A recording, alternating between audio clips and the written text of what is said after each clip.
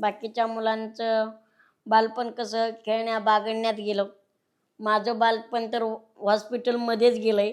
त्यामुळं मी हे सांगतानाच सांगितलं की माझं आत्ता बालपण आणि मोठेपण आत्ता चालू आहे. आता तुम्ही म्हणता काही बी समजू का काही पण नाही. मला 6 वर्ष होसर मी हॉस्पिटललाच होतो, कारण बरंच काही मला त्रास होता जन्मताच. माझे पुढे पुढे मी सांगणार आहे, उंची ते का वाढत नाही, त्यामुळं मी हॉस्पिटलला होतो. आणि सगळ्यात महत्त्वाचं, मी सगळ्यात लहान असल्यामुळं मला गावाकडे मुलं तर तुम्हाला माहिती आहे, जे लहान मुलगा असतात त्याला कधी खेळायला घेत नाहीत, कधी जवळ घेत नाहीत. जा हे बारक्या, तू नको येऊ मोठ्याल्यांच्यात, आणि कुठेतरी वाईट वाटायचं. पण त्या गोष्टीवरती मात करून मी पुढं पुढं आलो. बालपण जगत असताना मी लय म्हणजे माझ्या आयुष्यात बालपण हे परत गोष्ट कधी येणार नाही. कारण लोकांनी जरी मला ॲक्सेप्ट नसलं केलं, तरी माझ्या कुटुंबाने मला ॲक्सेप्ट केलं. आणि दुसरी गोष्ट म्हणजे आज जे काही आहे ते मी माझ्या आईवडिलांमुळे आहे. कारण मला 3 बहिणी आणि चौथा मी. सगळ्यात शेवट मी झालो आहे. आमच्या घरात सगळ्यात लहान मी. आमचे चुलते वडील, आमचं कुटुंब मोठं आहे. आणि सगळ्यात शेवट मी झाल्यामुळे घरच्यांचा मी खूप लाडका होतो. जे काय कुटुंबात म्हणजे आमची परिस्थिती इतकी बिकट होती की आता सगळं सांगितलंच पाहिजे. प्रेक्षक वर्ग आहेत, मायबाप आहात तुम्ही. आमची त्या काळात अन्न खाण्याची सुद्धा पंचायत होती. हे काम करायचं तरच आमच्या पोटाला मिळायचं. आमच्या आई-वडिलांनी इतक्या हलाखीच्या परिस्थितीतून बघितलंय. घर सांगायचं बघायला गेलं तर आमचं छप्पराचं घर राहायचं, छप्पर. मग जागा नव्हती, काय नव्हती, जनावरं, छप्पर, आणि कुटुंब मोठं असल्यामुळं बहिणी मोठ्या आणि त्यातून मी. मला ह्याचा त्रास होता, कशाचा, क्रेटिनचा होता. माझा आत्ताही सध्या रिपोर्ट आहेत माझ्याकडे, असं काही नाही. माझं लिव्हर मोठं आहे, पुन्हा माझ्या किडन्या पुढचा प्रॉब्लेम आहे. हे लहानपणापासून असल्यामुळे हॉस्पिटल वगैरे करावं लागायचं.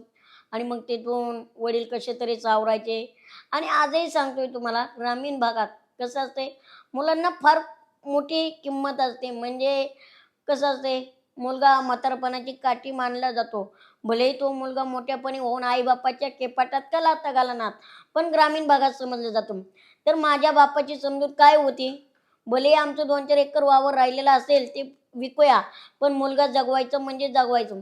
आणि आज मी खरंच प्राऊड ऑफ यू नाही म्हणणार, पण मी माझ्या वडिलांवरती माझा खरंच गर्व वाटतो मला, की मला माझ्या वडिलांसारखे वडील मिळाले. माझे वडील नाहीत ते, तर माझे देव आहेत. आज मी जे काय आहे सक्षम बनलोय ते फक्त माझ्या वडिलांमुळे. कारण एक काळ असं होतं ना, की समाजाने आम्हाला ढकलून दिलेलं, म्हणजे मला स्वतःला, "ए, तू काय आई बापाची स्वप्न साकार करणार आहेस? तू काय करू शकतोस आई बापासाठी? तुला नीट चालता तरी येतं का?" पोट मोठं होतं माझं, पुन्हा उंची नव्हती, काय नव्हतं. आणि कोणी गाडीवर बसवायचं म्हणलं तरी, "नको बाबा, ह्याला कशाला बसवायचंय? नाही नाही नाही, आमच्या पोरांच्यात नको येत जाऊ. तू काही कामाचा नाही, काही नाही." आणि मग आई वडील मला सांगायचे, "ठीक आहे ना, जे देवाने दिलंय ना त्याच्यात समाधान मानायचं." आजही सांगायला गेलं ना तरी अंगावर काटा येतो. कारण लोकांनी जरी जिटकारलं तरी आपल्या आई बापांनी मला कधीच जिटकारलं नाही. आणि मग माझं बालपण हळूहळू, पोरांनी मला कधी ॲक्सेप्ट केलं नाही. पोरांच्यात खेळायला गेलो तरी लोक येऊन नव्हती देत. मग मला माझी मम्मी काय म्हणायची, "जा दे, त्या पोरांच्यात काय करायचंय, चल आपलं वावरात जाऊया, वावरातलं तुला पिकं दाखवते."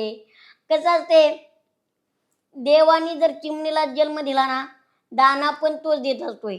फक्त लोकांनी त्याला ॲक्सेप्ट करून ना करू. या पोरांच्यात मी आज खेळायला नव्हतो गेलो, काय नव्हतं गेलो, मला काय नाही झालं. मग माझे आई-वडील, मी कुचमू नये, मी निराश होऊ नये म्हणून ते मला शेतात न्यायचे. आणि शेतात नेता मला शेताची आवड होऊ लागली. मग कुठे शेतकऱ्यांची व्यथा कळू लागले. माझ्या बापाच्या टाचला, म्हणजे आपली जी टाच असते का, त्याला भेगळं बघितले मी, भेगळं. अरे मी वडिलांना म्हणायचो, "बाबा इतर पायी कसे असतात, नॉर्मल असतात, हे असतात, तुम्हाला का?" माझे वडील रातचे शेतात जायचे, दारे धरायचे. पीक आलं की पिकाचे पैसे होत नव्हते, मग रातोरात रडायचे, टेन्शन. ह्या परिस्थितीतून मी बालपण जगता जगता मोठं पण कधी जगलो हे मलाच नाही कळलं.